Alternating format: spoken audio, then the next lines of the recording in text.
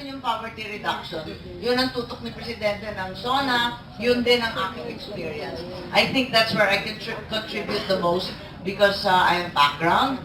I think urbanization is another concept that we need to explore as it applies to the Philippines and the mega cities that appear to be evolving in all our islands. Okay, So parang yun ang framework, parang hindi sabog. I'm also interested in, syempre, the elements that constitute poverty, no? Yung lack of infrastructure, energy na kulang, yung underserved, yung totoong underserved. Pero di ba yung issue sa baba, yung the more walang trabaho yung magulang, the more maraming anak, and yung mga professionals limiting themselves to at least one or two. Paano approach yung gagawin mo to address those kinds of issues? Thank you. I think, syempre nasali yun. It's always brought up yung population. Population is always part of the formula sa poverty reduction.